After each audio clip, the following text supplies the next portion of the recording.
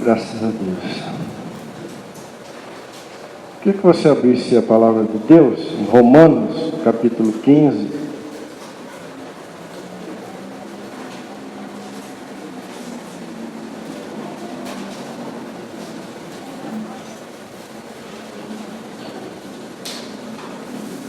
Versículo 4.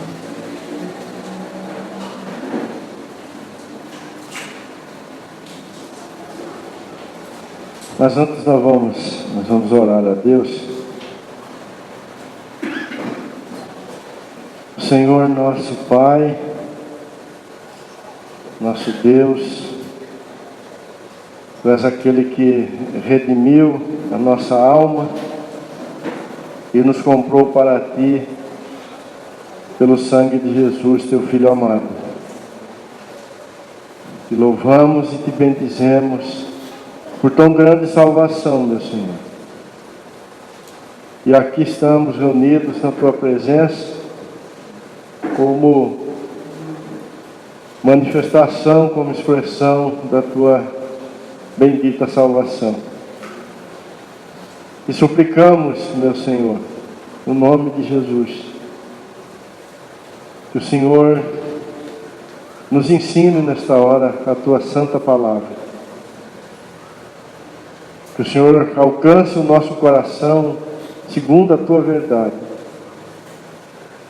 Que o Senhor ajuste as nossas vidas conforme o propósito eterno do Senhor em Cristo Jesus. Que o Senhor nos capacite por Seu poder de vida ressurreta. Que o Senhor abra os nossos olhos, removendo todas as trevas, Senhor, que pelejam contra o nosso coração, meu Deus. Que o Senhor nos conduza no Teu santo e salvador arrependimento, nos dando um coração quebrantado diante de Ti, e busque a Sua misericórdia com grande necessidade, meu Senhor. Pai bendito, que o Senhor, por graça, nos assista neste dia, Senhor. E nos demais, que por Tua bondade, o Senhor nos reunir na Tua presença. E suplicamos isso e Te louvamos por este privilégio, meu Senhor. No nome bendito de Jesus. Amém. Bom, nós vamos iniciar hoje, compartilhar com os irmãos,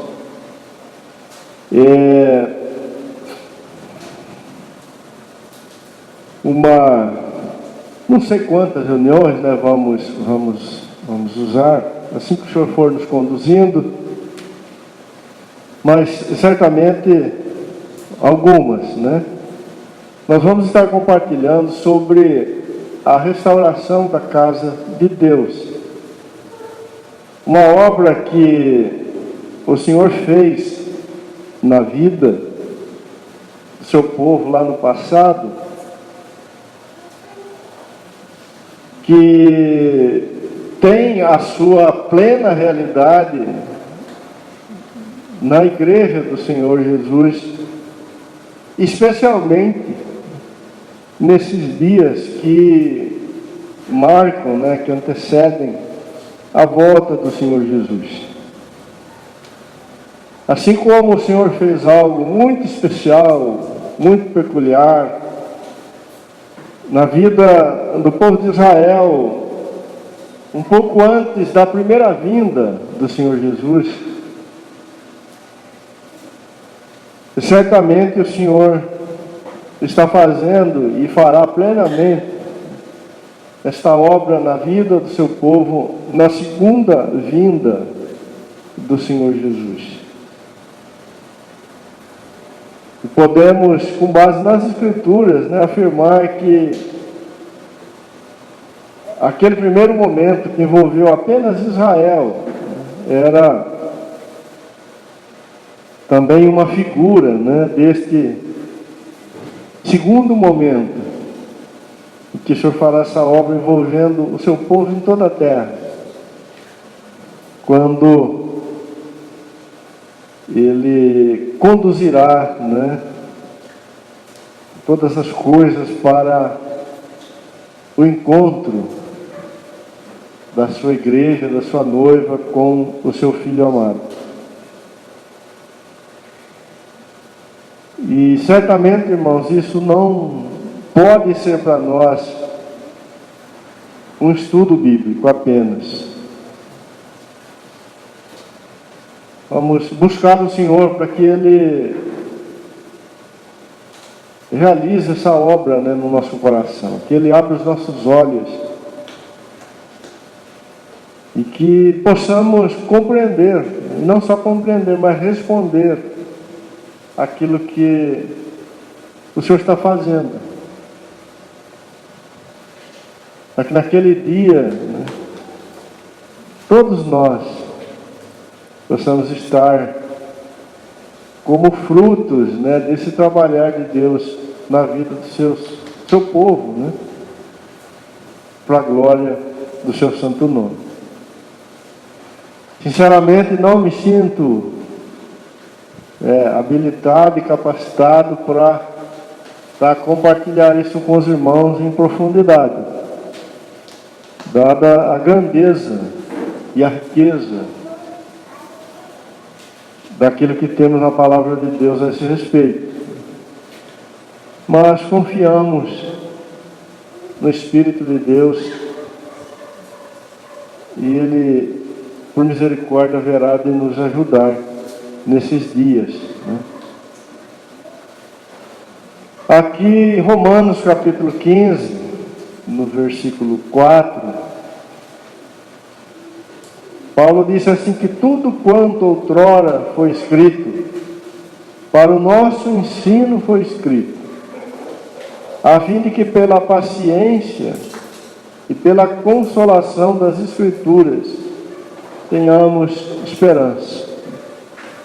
Então, o que foi escrito, aquilo que o Senhor já fez, né, na vida do seu povo, no passado, não foi feito em plenitude. Todas estas coisas realizadas, né, por Deus na vida do seu povo, de uma certa forma, apontavam, né, para os fins dos tempos, ou para a grandiosa obra que o Senhor faria em Cristo Jesus, na sua amada igreja, né? Então, o que foi escrito, o que aconteceu com os nossos irmãos no passado, tem a sua realidade plena, né, na vida da igreja do Senhor Jesus. E a princípio, irmãos, nós vamos tomar como base para aquilo que vamos compartilhar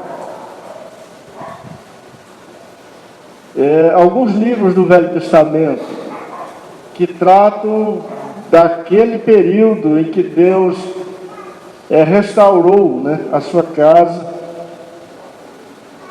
antes da primeira vinda do Senhor Jesus. Especialmente o livro de Daniel, o livro de Esdras, o livro de Neemias e o livro de Esther. Temos outros livros que foram escritos, né, outros profetas que Deus usou, que também pertencem a esse período, como Ageu, Zacarias. Mas a princípio nós vamos nos ocupar mais, né, com esses 4 livros, e vamos tomar como base no livro de Esdras um capítulo. Vai ser uma referência maior, né, mas vamos olhar, na medida que o Senhor for nos conduzindo, para todos esses livros, algumas partes deles, né? Então eu queria que você abrisse o livro de Esdras, capítulo 8.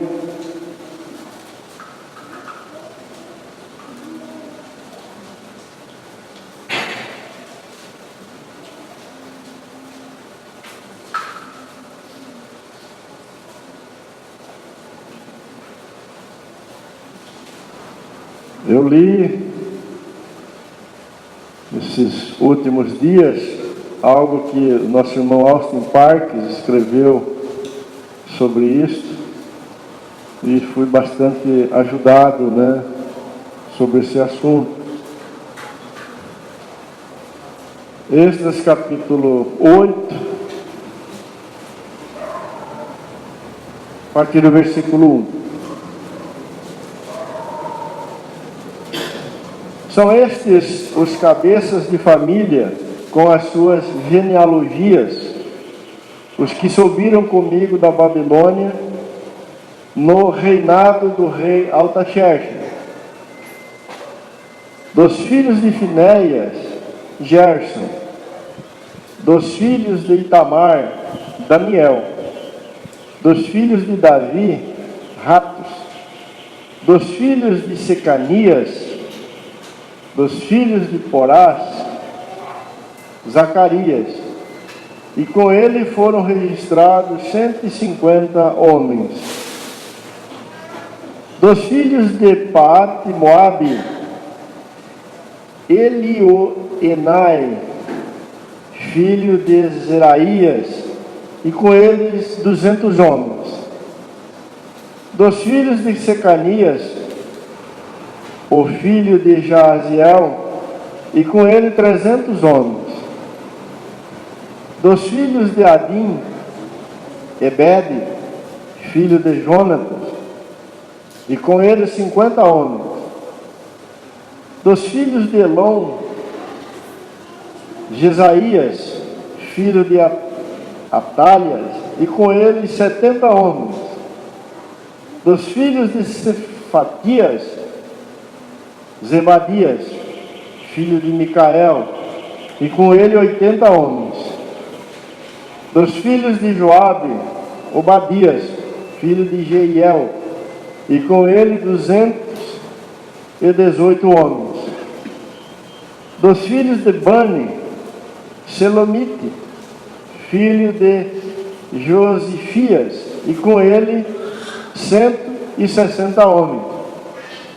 Dos filhos de Bebai, Zacarias, o filho de Bebai, e com ele 28 homens.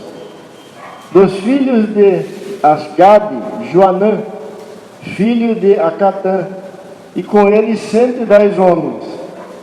Dos filhos de Adonissã, últimos a chegar, seus nomes eram estes: Elisefete, Jeiel e Semaías, e com eles 60 homens.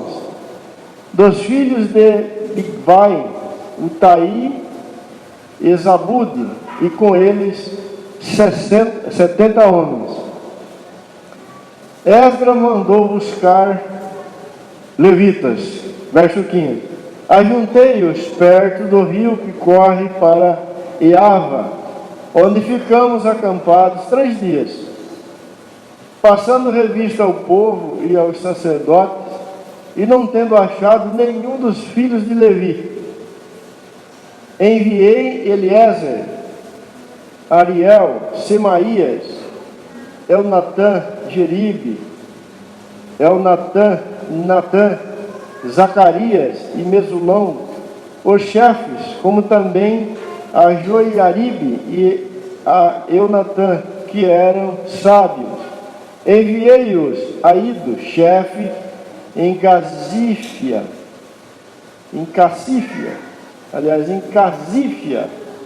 e lhes dei expressamente as palavras que deveriam dizer a Ido e aos servidores do templo, seus irmãos, em Casífia, para nos trazerem ministros para a casa do nosso Deus.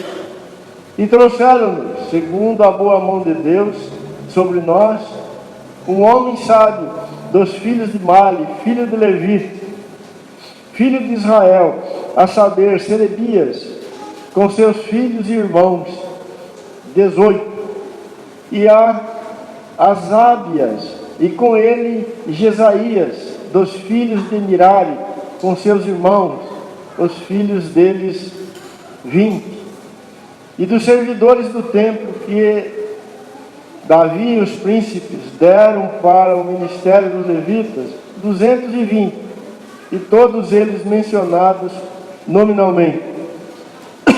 Então apregoei ali um jejum junto ao rio Ava, para nos humilharmos perante nosso Deus, para lhe pedirmos jornada feliz para nós, para nossos filhos e para tudo que era nosso, porque tive vergonha de pedir ao rei exército e cavaleiros para nos defenderem do inimigo no caminho, porquanto já lhes havíamos dito: a boa mão do Senhor é sobre todos os que o buscam, para o bem deles, mas a sua força é a sua ira contra todos os que o abandonam.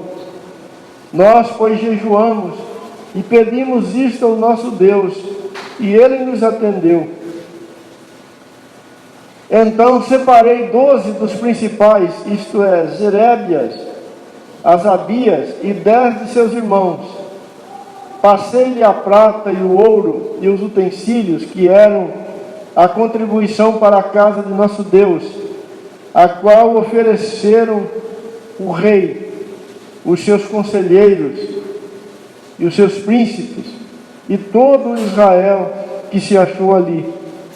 Entreguei-lhe nas mãos 650 talentos de prata, em objetos de prata, 100 talentos, além de 100 talentos de ouro, e 20 taças de ouro de 1000 dáricos, e 2 objetos de lustroso e fino bronze, tão precioso como o ouro. E disse-lhes: vós sois santos ao Senhor, e santos são esses objetos, como também esta prata e este ouro, oferta voluntária ao Senhor, Deus de vossos pais. Vigiai-os e guardai-os até que o peseis na presença dos principais sacerdotes e dos levitas e dos cabeças de família de Israel em Jerusalém, nas câmaras da casa do Senhor. Então receberam os sacerdotes e os levitas o peso da prata, do ouro e dos objetos, para trazerem a Jerusalém a casa de nosso Deus.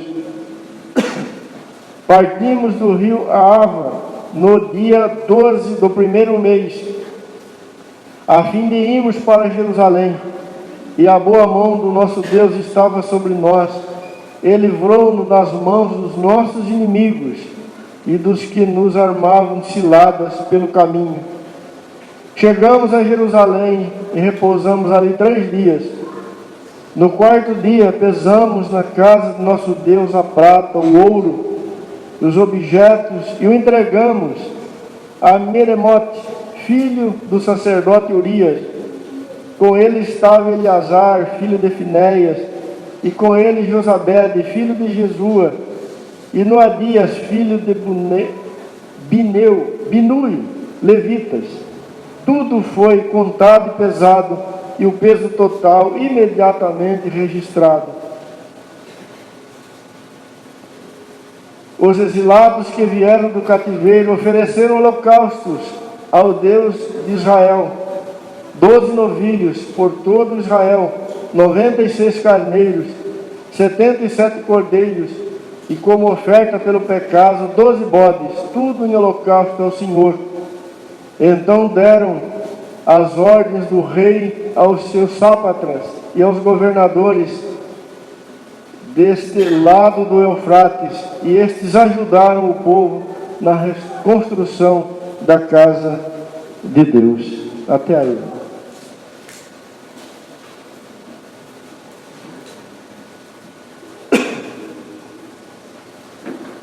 Esse é um capítulo, irmãos, bastante rico, né, dentro deste assunto, desse tema que vamos tratar.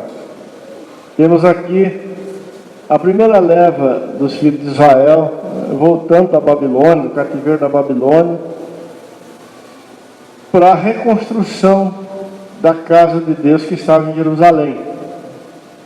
E isso se deu durante o reinado de Ciro, o rei da Pérsia. O reino persa foi o reino que conquistou, né, o reino babilônico, que na época de Nabucodonosor invadiu Jerusalém, Israel, e levou cativo o povo de Israel, né, para a Babilônia, e o manteve lá por 70 anos. E isso ocorreu porque o Senhor Deus julgou Israel, trouxe juízo sobre Israel por causa de seus pecados, por causa de sua desobediência, especialmente, né, o pecado da idolatria que havia se apoderado de uma forma muito intensa da vida dos filhos de Israel. Olhando, irmãos, para esses livros, né, históricos que acabamos de citar, nós vemos com bastante clareza o que ocorreu com Israel. Israel abandonou o Senhor, abandonou o testemunho, né, do Senhor, se entregou completamente ao pecado, e como consequência disso, foi levado, né, para esse cativeiro babilônico. Esta realidade, irmãos, ela está em toda a Bíblia. Sempre que o pecado prevaleceu, isso na vida de indivíduos, e aqui especialmente, né, na vida do povo de Israel, o que nós temos na sequência sempre foi a escravidão, o cativeiro. Tomarmos o Éden, né, como o primeiro lugar onde isso ocorreu, essa verdade está posta ali de forma muito clara, né? Adão e Eva foram criados e a liberdade era deles, pertencia a eles, mas pecaram e imediatamente se tornaram escravos, né, cativos, e assim tem sido, né, a caminhada do homem sobre a face da terra. E aqui nós temos o povo de Israel, né, os filhos de Deus da antiga aliança, nesta experiência, na experiência amarga. Quando olhamos para as Escrituras, irmãos, e procuramos compreender o que é a Babilônia, nós ficamos assim, perplexos, né, com tudo aquilo que envolve a Babilônia. Se você prestar atenção, você vai descobrir que a Babilônia, ela está em toda a Bíblia. Ela tem as suas origens ali na construção da Torre de Babel, e ela vai ter o seu fim lá no livro do Apocalipse, né? No finalzinho do livro de Apocalipse, quando, por intervenção de Deus, ela será completamente destruída, vencida, aniquilada, e deixará de existir. Aqui na história de Israel, Babilônia está manifesta, né, neste reino, inicialmente encabeçado por Nabucodonosor, e expressado nesta grande cidade, né, que ele construiu, esse império que ele estabeleceu. E Israel, por causa de seus pecados, foi levado, né, para dentro disso, colocado como cativo de Babilônia. Nós notamos que em Babilônia, irmãos, há um volume, né, muito grande de tudo que é religioso. A Babilônia, ela envolve toda a vida religiosa separada, né, de Deus, ou aquilo que o homem cria em substituição à verdadeira adoração. Babilônia é muitas coisas, mas ela é também tudo que envolve o culto que é falso, né, que não é baseado na verdade. Babilônia, podemos dizer que é, na sua religiosidade, aquela engenharia satânica criada para escravizar o homem, fazendo ele acreditar que ele está agradando e servindo a Deus daquela forma.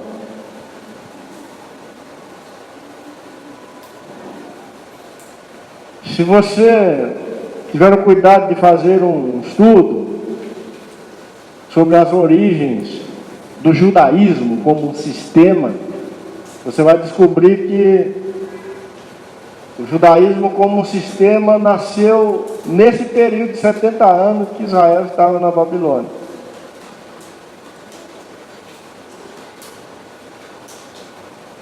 Deus não deu nunca um sistema religioso para Israel. Deus fez uma aliança com Israel e deu a Israel a sua lei. Mas quando Israel esteve cativo na Babilônia, Israel criou o judaísmo, um sistema religioso, que era composto por muitos mandamentos de homens, muitas regras.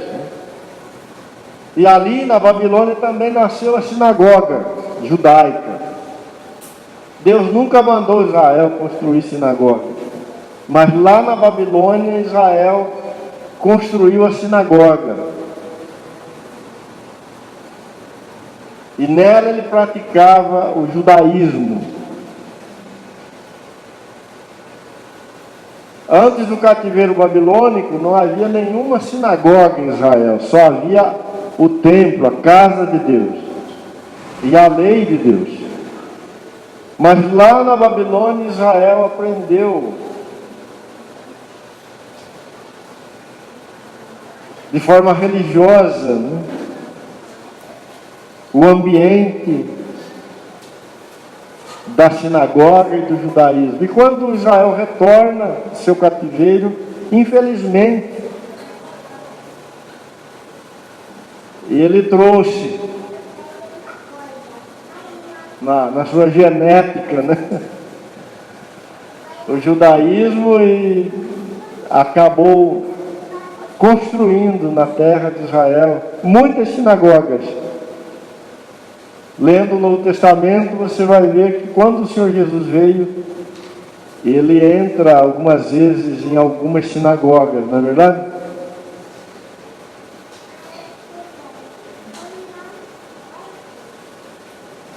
Durante 70 anos, irmãos, ali na Babilônia,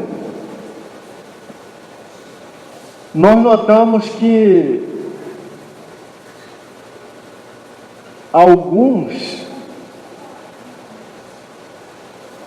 não perderam na sua totalidade o seu relacionamento com o Senhor. Usando outras palavras, né, nós percebemos que no coração de alguns judeus,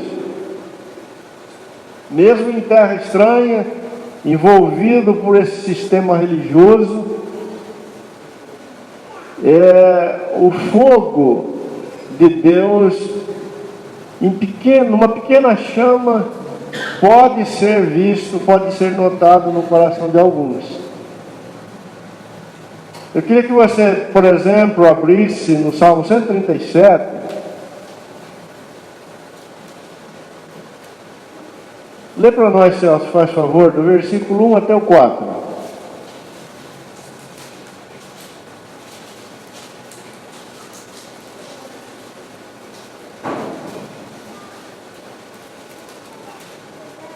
Junto aos rios da Babilônia, sentamos e choramos ao lembrarmos desse ano. Pusemos de lado as nossas árvores e as penduramos nos galhos dos salgueiros. Os que nos levaram cativos queriam que cantássemos. Nossos opressores exigiam uma canção alegre. Cantem para nós uma das canções deste ano. Mas como poderíamos cantar as canções do Senhor estando em terra estrangeira? Nota, irmãos, que eles não conseguiam cantar em terra estrangeira os cânticos de Jerusalém. E notamos, né, nesse texto a saudade que há no coração deles por Jerusalém.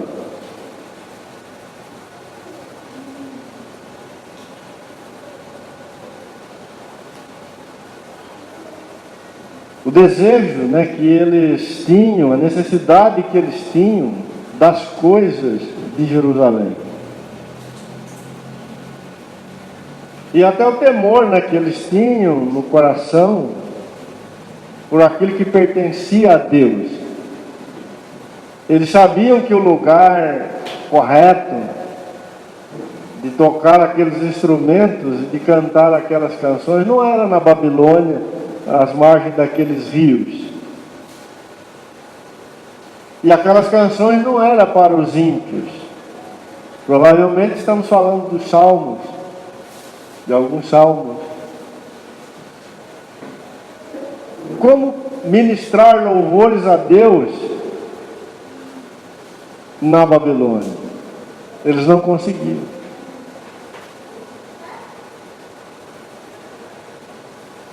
Mas não é difícil a gente perceber.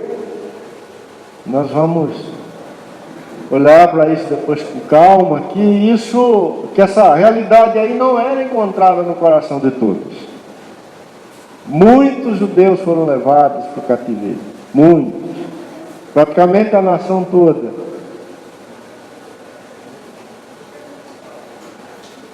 Então notamos, irmãos, que no coração de uma porção,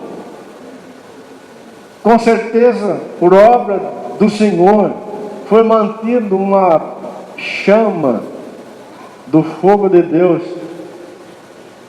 uma saudade santa, um elo bendito com tudo aquilo que pertence a Jerusalém. Foi mantido no coração dessa porção um desejo de que Sião fosse restabelecido. Que aquilo que foi perdido um dia fosse devolvido a eles. Essa porção manifesta interesse pela glória de Deus.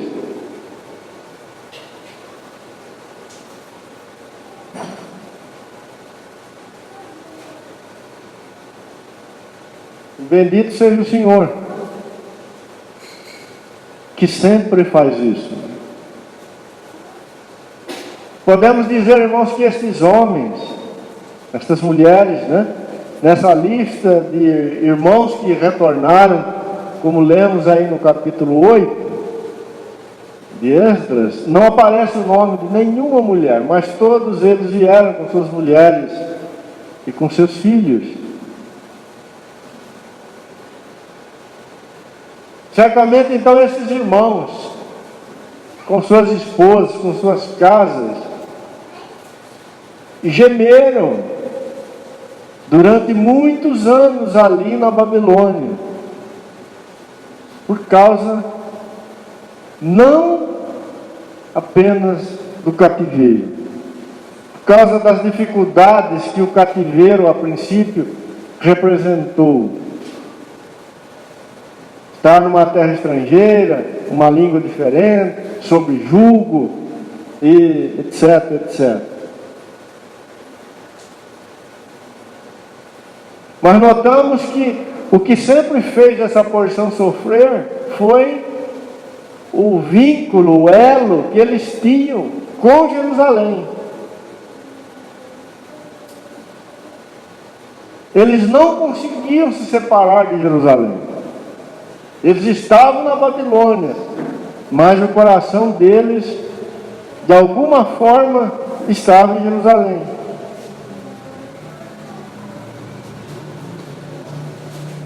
Mas a grande maioria, com certeza, depois de alguns anos,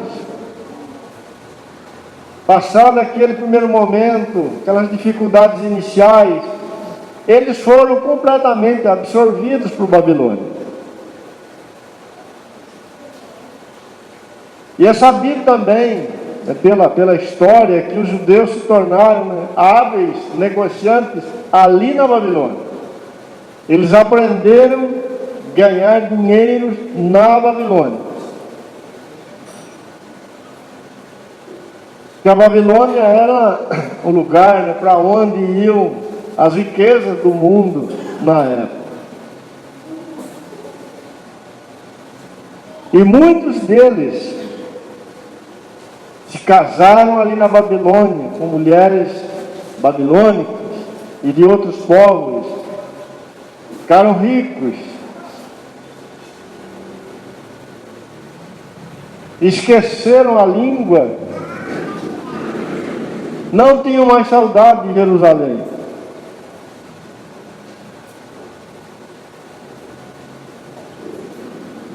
Babilônia era uma das maravilhas do mundo, para não dizer que provavelmente seria a maior delas. Era tão grande, tão bela, tão imponente, que por causa dela, Nabucodonosor teve que comer capim 7 anos, porque ele ficou com seu coração soberbo, vendo a beleza daquela cidade e o poderio daquele reino.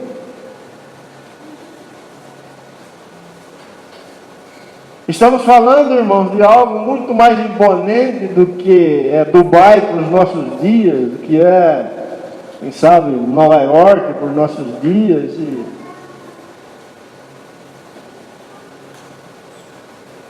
Naquela época as mulheres iam comprar suas roupinhas para os bebês lá na Babilônia. Quem não comprasse lá, estava fora.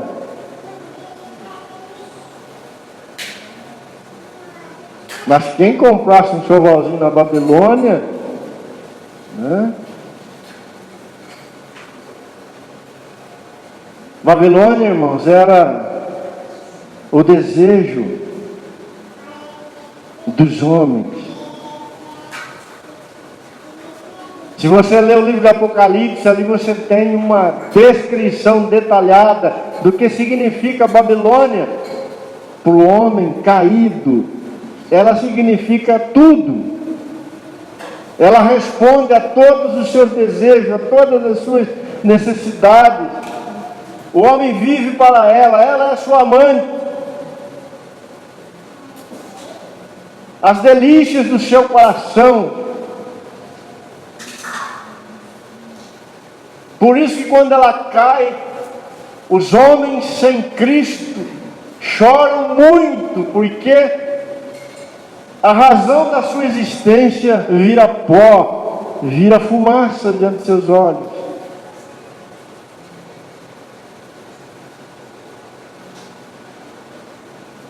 Mas o poder de Deus manteve aceso no coração de alguns o desejo, a saudade, o vínculo e tudo mais com Jerusalém e com tudo aquilo que ela representava.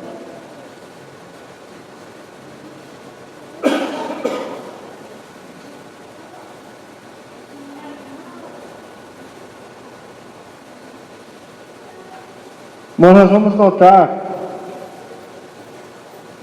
que quando termina o cativeiro, os 70 anos decretados, né, por Deus como o tempo de punição, de juízo,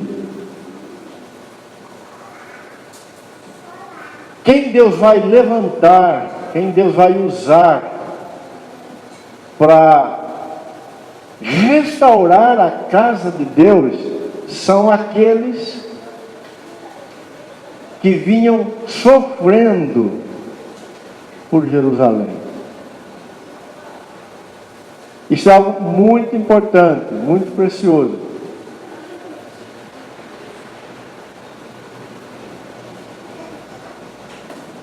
Se você ler o livro de Daniel, o livro de Êxodo, o livro de Neemias, o livro de Esther, você vai notar que todos estes irmãos eram irmãos que vinham sofrendo por Jerusalém.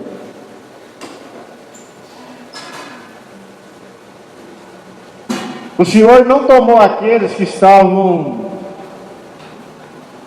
num desfrute ali em Babilônia e não tinham no seu coração nenhum interesse por Jerusalém. O Senhor não tomou essas vidas. Notamos que aqueles que o Senhor ajuntou eram aqueles que estavam sofrendo por Jerusalém. Aqueles que estavam sofrendo por Jerusalém eram aqueles, irmãos, que levavam no seu coração um interesse, um propósito para a vida que estava em harmonia com a mente de Deus.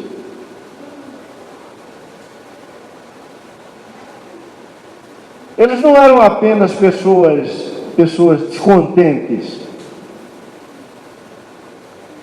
Esses que estavam aqui se recusando a tocar os seus instrumentos, não eram apenas judeus que estavam reclamando da vida, né? Dizendo, tá ruim, né? O povo do Senhor está escravizado,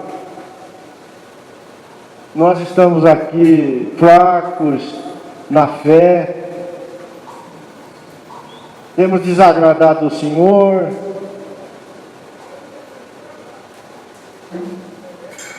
Não era apenas uma insatisfação que eles levavam no coração, mas era uma insatisfação porque o coração deles, o propósito de vida deles,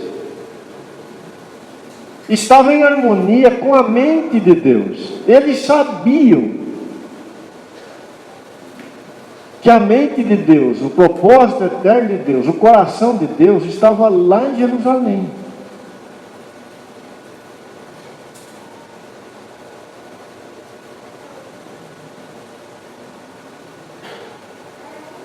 Eles sabiam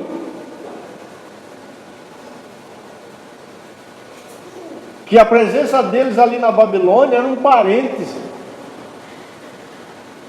que era na verdade uma anomalia. Eles tinham consciência de que algo havia sido interrompido por causa dos seus pecados, mas que Deus não tinha plano B, que não havia como Deus realizar na Babilônia o que Ele só realizaria em Jerusalém.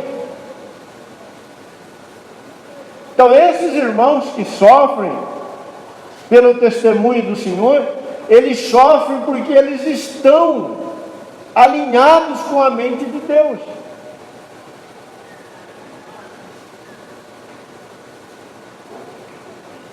Irmãos, se nos nossos dias por obra do Espírito Santo. Se a palavra de Deus for aberta dentro dos nossos olhos, e aquilo que o Senhor Deus está fazendo na sua casa, preparando a sua casa para a volta do Senhor Jesus, for real na nossa vida, essa mesma verdade terá que ser encontrada em nós. Corações que estão sofrendo, que estão levando um peso, um fardo, pela casa de Deus, mas estão levando um fardo, um peso, estão sofrendo, porque a mente de Deus, o coração de Deus, está sendo revelado a eles. Na medida em que nós vamos compreendendo para onde Deus está levando todas as coisas, e do que se trata realmente a obra de Deus na terra, em Cristo Jesus, então, como primeira consequência disso, nós somos colocados num sofrimento. Porque conferimos a realidade à nossa volta e percebemos que há um longo caminho para ser percorrido. Quem estava na Babilônia e sabia que a obra de Deus estava lá em Jerusalém, não tinha como não sofrer.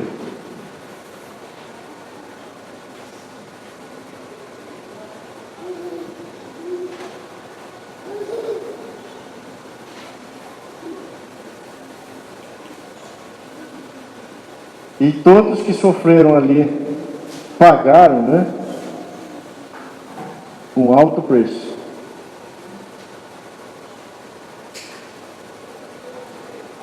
Volta um pouquinho aí em Esdras, capítulo 1, versículo 1.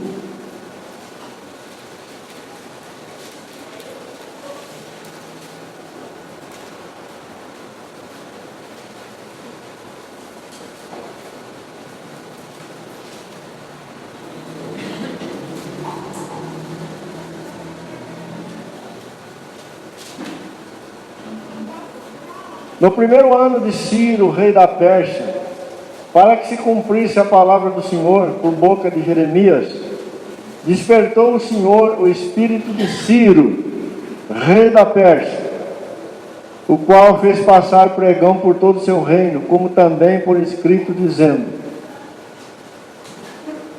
assim diz Ciro, rei da Pérsia: o Senhor Deus dos céus me deu todos os reinos da terra, e me encarregou de lhes edificar uma casa em Jerusalém de Judá.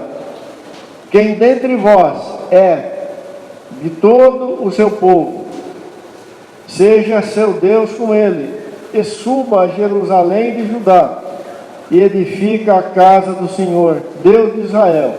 Ele é o Deus que habita em Jerusalém. Todo aquele que restar em alguns lugares em que habita, homens deste lugar o ajudarão com prata, ouro, bens e gado, afora as dádivas voluntárias da casa de Deus, a qual está em Jerusalém. Então se levantaram os cabeças de família de Judá e de Benjamim, os sacerdotes e os levitas, com todos aqueles cujo espírito despertou Deus, para subirem a edificar a casa do Senhor, a qual está em Jerusalém. Notamos, irmãos, que a obra é uma obra que Deus está fazendo. Deus desperta o coração de Ciro, o ímpio,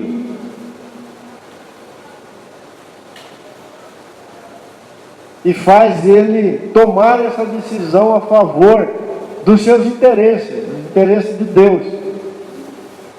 Ele não só libera quem quisesse ir para Jerusalém, como financia a viagem.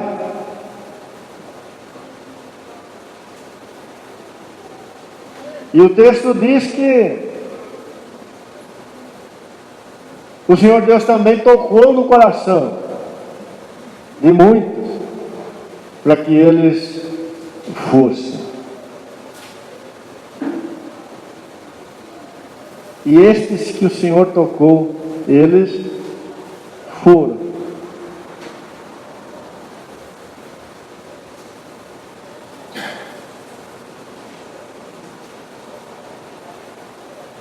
Notamos que a casa de Deus não podia ser restaurada por algo diferente disso. Ela não seria restaurada por aqueles que não estivessem nesse sofrimento junto com Deus. Ela não seria restaurada por aqueles que o Espírito do Senhor não estivesse trabalhando em seus corações. Porque a casa de Deus é uma obra de Deus, não é uma obra humana. Irmãos, muitas vezes nós ouvimos falar, né, de avivamentos, e eu desde quando me converti que ouço, né, falar em avivamento. Quem é antigo de conversão sabe de que estou falando. Avivamento aqui, avivamento ali, avivamento lá. Aliás, é um assunto, né, que sempre despertou bastante interesse no meio do povo de Deus, a questão de avivamento, né? Os antigos, os não tão antigos, os atuais e por aí vai.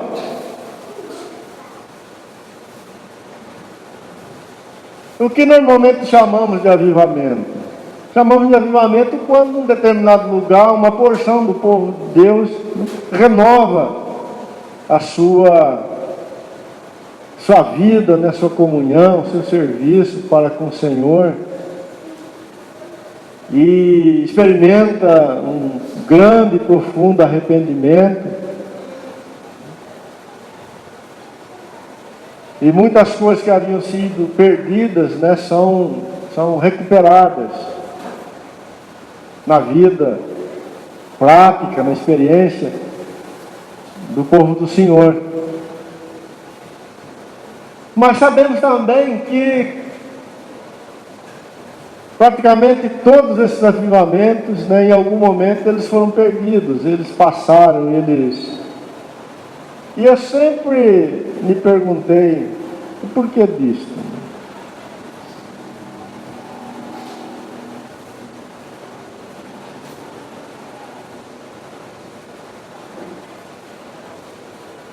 O que estamos compartilhando com os irmãos aqui se trata do maior avivamento que ocorreu na história do povo de Deus dentro da antiga aliança.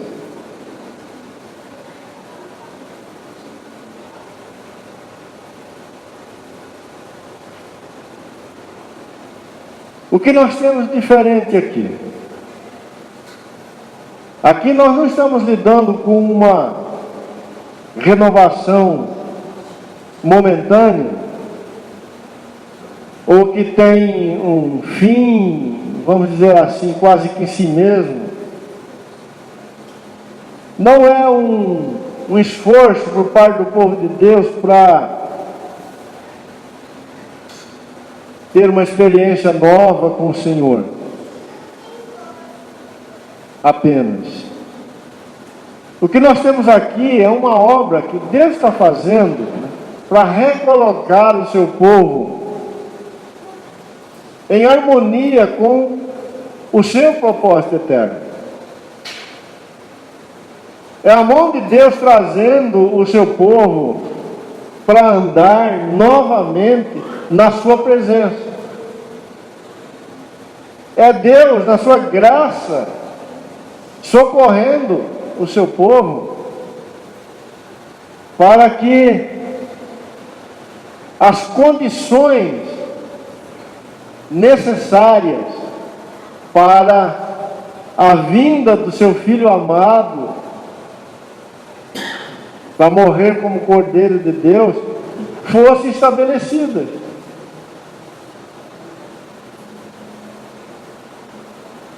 O que Deus estava fazendo aqui a princípio não era para melhorar a condição dos homens. Não tinha como centro essa questão, a necessidade dos filhos de Israel que estavam no cativeiro. O que Deus estava fazendo, na verdade, era cumprindo os seus decretos eternos em Cristo Jesus.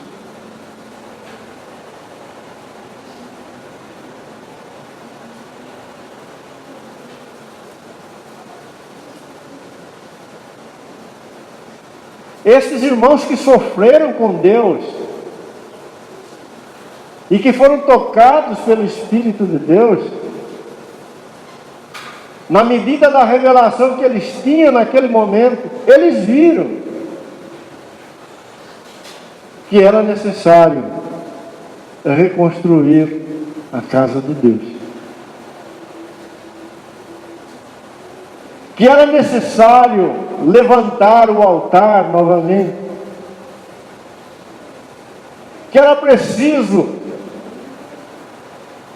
trazer de volta todas as festas proféticas que Deus havia determinado por meio de Israel, no meio de seus filhos, como por exemplo, a Páscoa, a festa da Páscoa. Pois o cordeiro que seria imolado é o cordeiro pascal.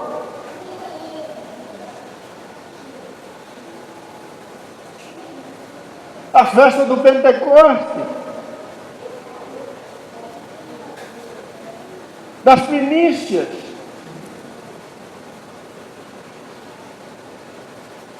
pois aquele que viria se levantaria dentre os mortos ao terceiro dia, seria aquele que derramaria o seu Espírito Santo. A festa dos pães asmos, porque aquele que viria seria homem sem pecado, a massa santa.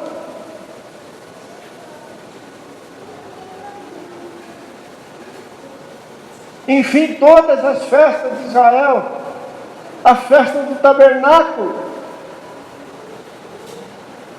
pois o Senhor é aquele que vem e reinará sobre toda a terra, como ouvimos o salmo que foi lido hoje. E Jerusalém precisava estar de pé, a casa de Deus precisava estar de pé. O Senhor Jesus é o sumo sacerdote, colocado nessa posição por juramento. Então aquele que é figura, aquele que é da linhagem de Arão, precisava estar no templo.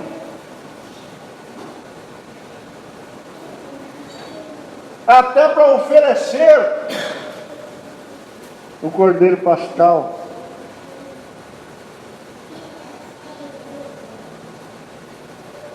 E mandá-lo ao sacrifício.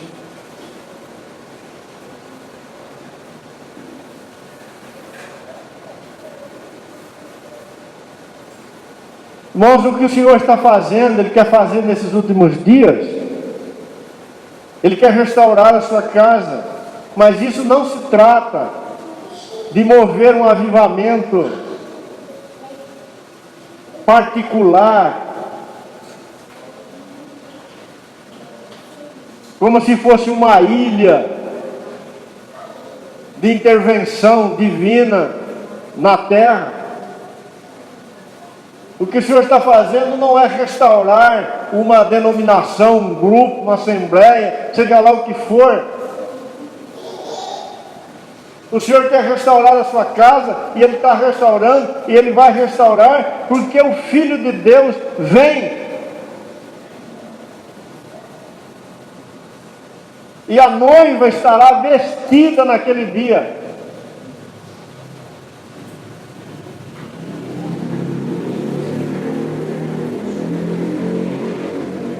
todos os que ele colocou como sacerdotes estarão no serviço.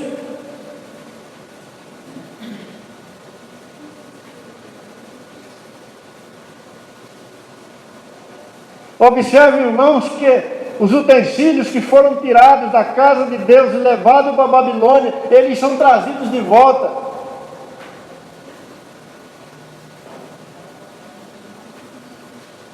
Sabe por que a casa de Deus terá que ser restaurada?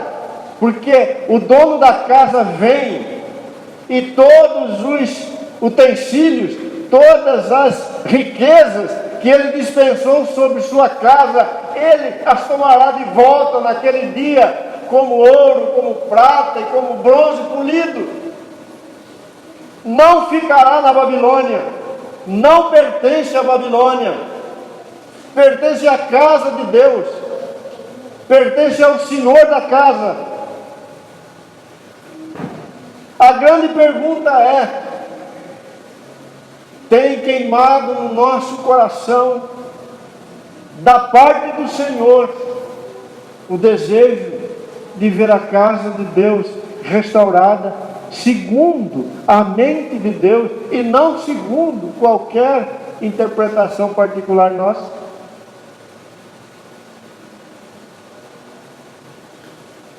Paulo, quando escreve aos Colossenses, ele diz que sofria dores de parto até ver Cristo formado nos irmãos. Isso ele fala em Gálatas. Mas aqui, Colossenses 1:24, ele diz que sofria dores de parto pela igreja, que é o corpo de Cristo.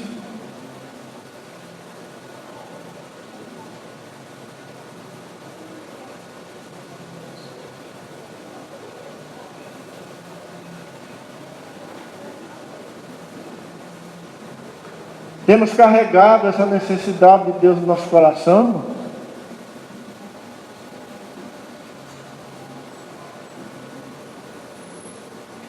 Observe que Daniel, Esther, Esdras, Neemias não estavam sofrendo pela Babilônia.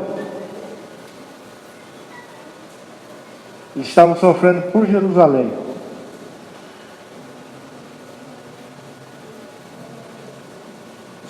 O Senhor Jesus não orou pelo mundo, Ele orou por sua casa. Ele orou por aqueles que estavam no mundo, mas queriam crer nele por sua palavra.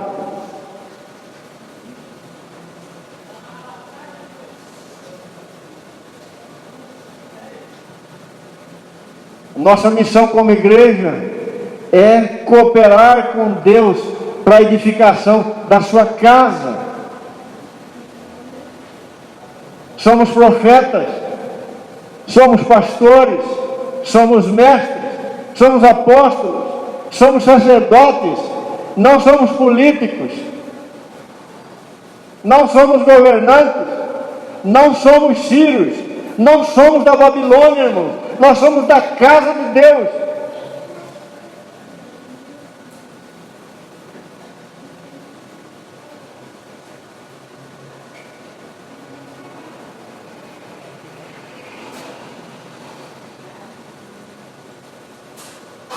O verdadeiro ministério começa quando nós tomamos a nossa vida nas mãos e colocamos ela a serviço dos interesses do nosso Deus. E eu quero encerrar lendo 2 textos aqui para os irmãos. Esdras capítulo 3, por favor. Versículo 1 e 2.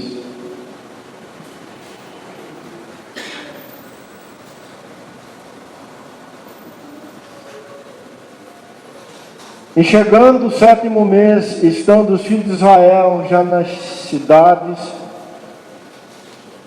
ajuntou-se o povo como um só homem em Jerusalém. E chegando o 7º mês, e estando os filhos de Israel já nas cidades, ajuntou-se o povo como um só homem em Jerusalém.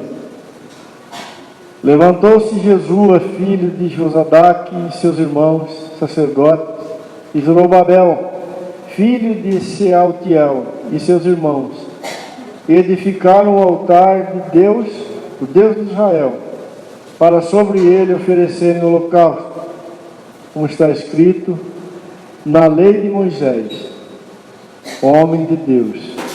Firmaram o altar sobre as suas bases, e ainda que estavam sob o terror dos povos de outras terras, ofereceram sobre ele holocaustos ao Senhor, de tarde e de manhã. Maravilhoso.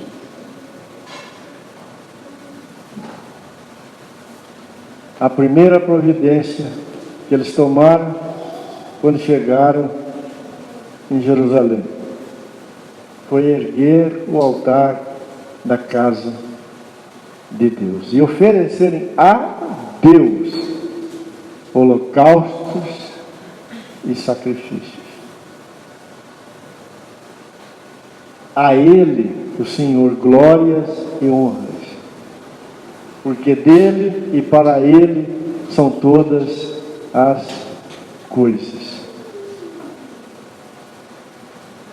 O nosso sofrimento, irmãos, diante do Senhor e como filho do Senhor, ele só é genuíno se primeiro sofrermos pelos interesses do Senhor e por causa da glória do Senhor. E depois, se sofrermos por causa da casa de Deus, do lugar aonde o Senhor Deus habita, para ser exaltado. Nosso Pai, nós te louvamos por tua palavra, Senhor, neste dia. Entregamos em tuas mãos nossos corações, e por misericórdia o Senhor continue nos ensinando, trazendo a nossa lembrança, a nossa memória, a tua palavra, Senhor, renovando ela em nosso entendimento e abrindo os nossos olhos, fazendo o nosso coração participar, Senhor, das tuas dores, e por misericórdia que o Senhor nos conduza nesse serviço santo e que a nossa vida assim frutifique, Senhor, e que de fato sejamos vasos de barro, sim, mas que manifeste o teu poder, Senhor, como teus cooperadores, da glória bendita do teu santo nome. Muito obrigado, Senhor, por esse privilégio. Que o Senhor nos conduza em arrependimento e que o Senhor nos resgate para o louvor do teu nome. Bendito seja o Senhor. Amém. Graças a Deus, irmão.